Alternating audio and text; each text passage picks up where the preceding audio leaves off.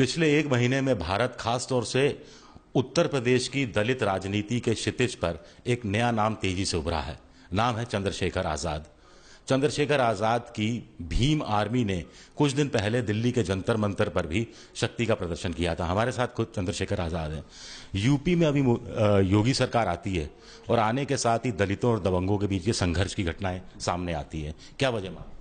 दबंग पहले से अत्याचार करते थे, लेकिन एक यूपी में जो सरकार आई है उसने एक छूट उन्हें दे दी है, क्योंकि मुख्यमंत्री जी राजपूत कम्युनिटी से आते हैं। और वो जो दबंग कम्युनिटी जिन्होंने ये सारा बवाल किया है, लोगों का नरसंहार किया है, लोगों के घर जला दिए, लोगों के सब कुछ लूट लिया, लोगों को निहत्थे लोगों को तलवार से काटा, फायर की, एक नंगा नाच किया, 5 तांडव जो किया है, वो भी राजपूत कम्युनिटी के लोग हैं। तो मुख्यमंत्री का संरक्षण है उन्हें पूर्ण रूप से।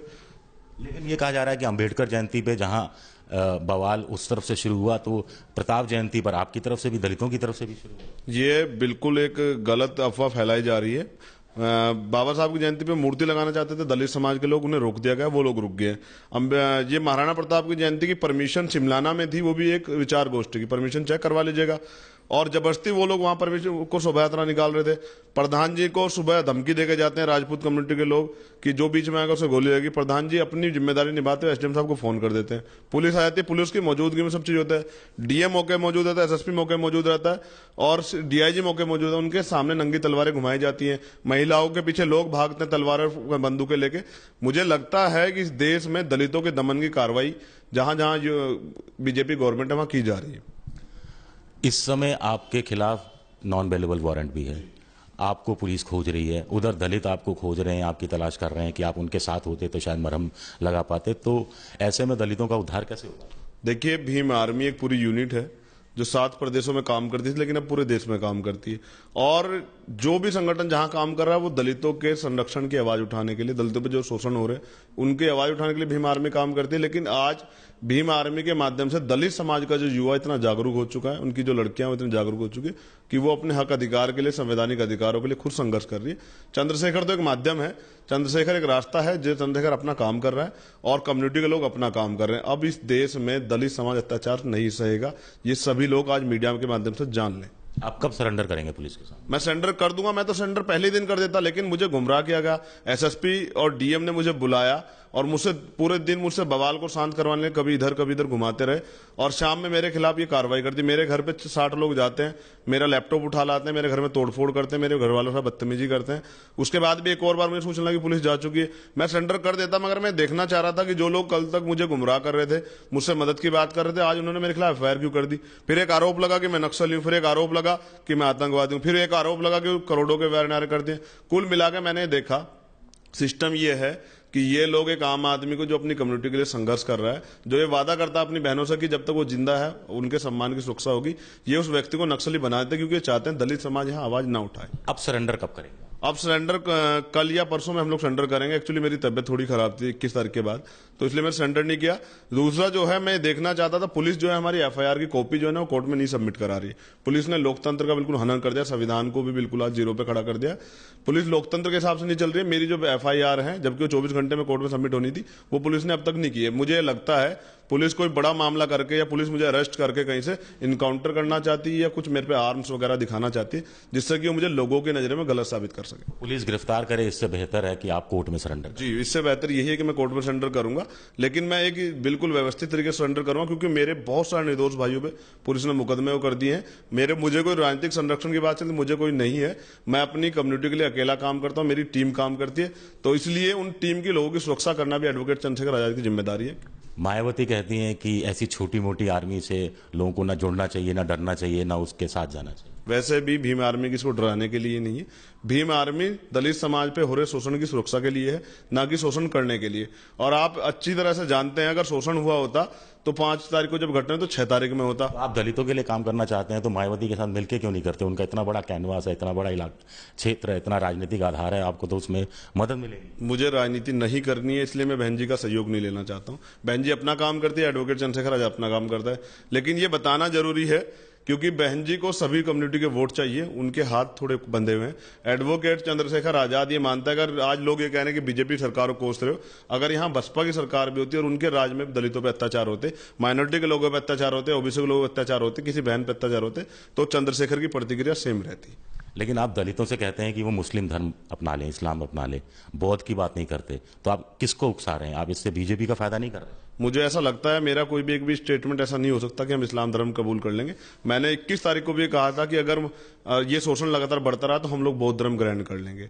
मैंने ऐसा कोई बयान नहीं दिया। मीडिया अगर ऐसे तोड़ मोड़ के पेश कर रही तो अलग बात है। मैंने ये कहा कि हम बाबा साहब के बताए हुए रास्ते पर चलेंगे।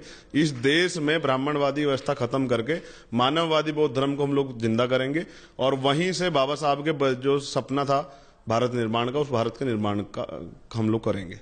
तो अभी आपकी जो आर्मी है, जो आपने नाम दे रखा है उसको भीम आर्मी, उसके कितने सदस्य हैं और कैसे आप सोशल मीडिया के माध्यम से क्या सदस्य बना? देखिए, भीम आर्मी भारत एकता मिशन पूरा नाम है संगठन का। और जैसे हम कहीं जाते हैं, वहां मीटिंगें करते हैं, लोगों को समझाते हैं, लोगों को बताते हैं कि शिक्षा ही एक मात्र ऐसा हथियार है हमारे पास जिससे हम लोग उन्नति कर सकते हैं। क्योंकि बाबा साहब ये कहते थे, शिक्षा शेरनी का वो दूध है जो पिएगा वो दहाड़ेगा। तो हम बाबा साहब के बताए रास्ते पर चलते हैं, हम लोग अहिंसा के रास्ते पर चलते हैं, हम लोग कानून को, संविधान को अपना धर्म मान के काम करते हैं। तो जहां हम जाते हैं, लोगों को यही समझाते हैं कि अच्छी अच्छी शिक्षा लीजिए। और एक जो हमारे संस्कार, फंडिंग कौन करता है? फंडिंग जो है मेरी खुद की फंडिंग मेरी माँ करती है। और जो लोग और काम कर रहे हैं, बाबा साहब ने एक चीज कही थी कि अगर आप कुछ करना चाहते हैं तो लोगों से अपेक्षा ना करें, 30 दिन में एक दिन अपने लिए श्रम करें, परिश्रम करें, उस पैसे को अपनी कम्युनिटी के लिए खर्च करें। पे बैक सोसाइटी को हम लोग जिंदा रखते हैं, जो कमाते हैं अपनी कम्युनिटी के लिए लगाते हैं।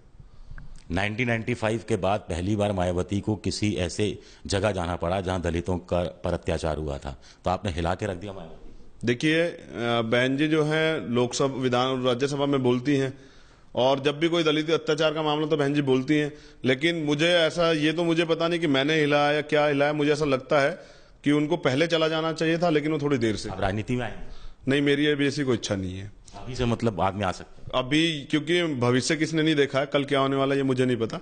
अभी मेरा जो है, मेरी विचारधारा जो है वो सामाजिक विचारधारा है। मैं अपने सामाजिक एजेंडे पे काम करना है, पूरे देश में भीम आर्मी को स्थापित कर। आप में फिर मायावती में क्या फर्क है? दलितों के उद्धार की बातें वो भी करती थी, आप भी करते हैं। वो राजनीति में आ गई, आप आगे जाके राजनीति में आने की संभावना टटोल रहे हैं। मुझे ऐसा लगता है कि बहन जी तो आई इधर राजनीति में थी, और मैं सामाजिक तौर पर काम कर रहा हूँ। दूसरी बात यह है, सामाजिक एकता राजनीतिक एकता से ज्यादा मजबूत होती है। आज मुझे किसी नेता की आवश्यकता नहीं है, ये कम्युनिटी पूरे मेरे साथ है।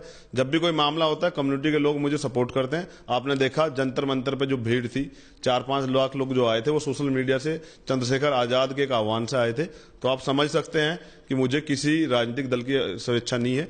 मैं मानता हूं लोग। आखिरी सवाल मेरा आपसे, क्या आपको लगता है कि जो मायावती, रामविलास पासवान, रामदास अठावले जैसे दलित नेता जिस तरह की दलित राजनीति कर रहे थे, आप जैसा युवा उस राजनीति को बदल कर रख देगा?